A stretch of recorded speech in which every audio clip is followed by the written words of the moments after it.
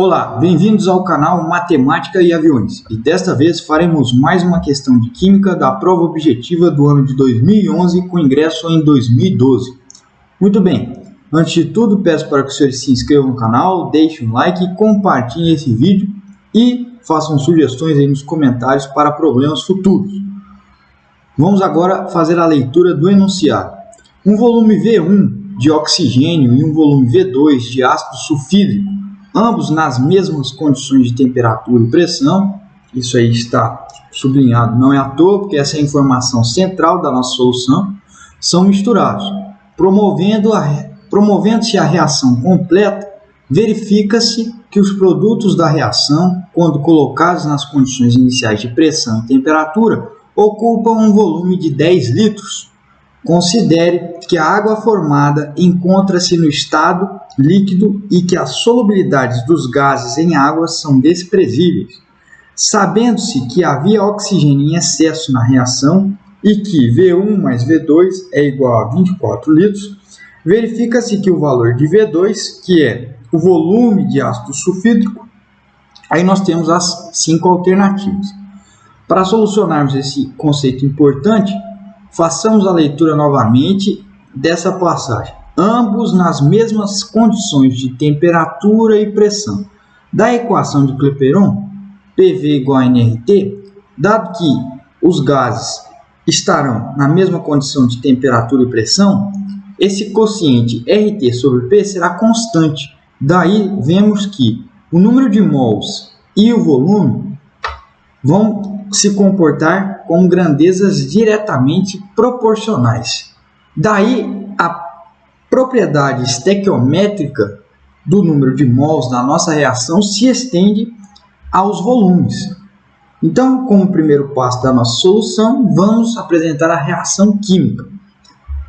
1 mol de ácido sulfídrico mais 3 meios de O2, gasoso, tudo gasoso, vão produzir 1 mol de dióxido de enxofre mais 1 mol de água líquida. Muito bem, já que estão na mesma condição de temperatura e pressão, ácido sulfídrico e oxigênio, a proporção estequiométrica entre eles se estende também à proporção entre volumes. Então, inclusive, no meio farmacêutico ou quando se faz uma dosagem de medicamentos, é comum falarmos em volumes. Misture tantos volumes do elemento X com tantos volumes do elemento Y. Então, vamos estender isso para esse caso. Nós teremos um volume de ácido sulfídrico para 3 meios desse volume do O2, produzindo um volume de dióxido de enxofre. Veja que eu estou dizendo isso porque somente com os reagentes gasosos e com produto gasoso. Agora, veja que no enunciado ele coloca outra informação importante que nós vamos grifar aqui. Considere que, sabendo que havia oxigênio em excesso. Essa informação é importante porque ela nos garante que o ácido sulfídrico vai reagir completamente. Diante disso, já que o ácido sulfídrico vai reagir completamente, a nossa unidade base vai ser o volume de ácido sulfídrico, que no caso é V2. Portanto, aqui esse volume nada mais é do que V2. Portanto, esse 3 meios desse volume será 3 meios de V2. E por fim, esse volume de ácido ou de dióxido de enxofre produzido será V2 também. Então, nós temos aqui que o O2 em excesso, ou seja, aquilo que restou de O2, vai ser o que eu tinha antes menos o que reagiu, ou seja, V1 menos 3 meios de V2. Prosseguindo para a nossa próxima página, a gente vai equacionar todos esses dados que nós temos aí. A primeira equação, o próprio enunciado já nos deu, que é V1 mais V2 é igual a 24 litros. Agora vamos determinar a parte do O2 que reage. A gente já discutiu isso na parte anterior, 3 meios de V2. Excelente. O excesso é o que eu tinha antes menos o que reagiu. O que eu tinha antes, V1. O que reagiu, 3 meios de V2. Portanto, esse é o excesso. Então, eu estou colocando aqui como asterisco.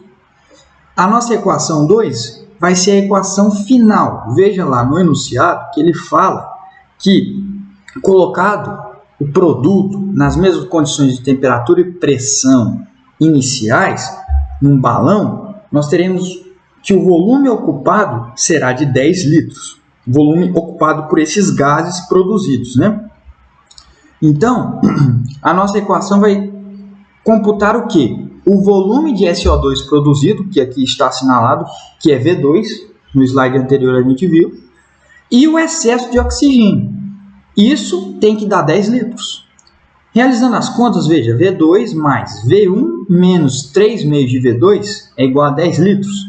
Portanto, nós temos V1 mais V2 menos 3 meios de V2. É menos V2 sobre 2. Isso é igual a 10. Então, nós temos a equação 1 e a equação 2. Diante disso, nós temos o quê? Um sistema de duas equações e duas incógnitas, sendo possível e determinado. Então, como eu disse, teremos um sistema em que temos a equação 1 e a equação 2. E para resolvermos o sistema, observe o comando da questão, descobrir V2. Então, o valor de V1 não nos interessa. O que a gente faz? Basta que nós façamos a subtração da equação 1 pela equação 2, que o termo V1 vai embora, né? Então, é cá, V1 menos V1, 0. V2 menos V2 sobre 2, dá V2 mais V2 sobre 2, que é 3, desculpa, vou colocar em branco aqui, 3 meios de V2, né? Que nós temos 1 mais meio, 1,5. E é igual a 24 menos 10, 14. Daí, nós temos que 3V2 é igual a 28 e, portanto, V2 é igual a 28 sobre 3. Mas, veja só, 3 vezes 9, 27. Então, isso é um pouquinho maior do que 9. Vamos fazer essa conta aqui. 28 dividido por 3. Por 9, né? Dá 27, sobra 1. A gente coloca uma vírgula, 0. Então, 3. Aqui a gente vai ficar com uma dízima, né? Vai ficar 9,3333. Então, vamos aproximar isso simplesmente para 9,3, que nos dá gabarito letra B. A questão está encerrada. Então, vamos lá marcar o nosso gabarito. Gabarito, letra B, IME 2011-2012. Muitíssimo obrigado e até uma próxima oportunidade. Então, só para voltarmos aqui os passos, é isso aí. Muito obrigado e até a próxima.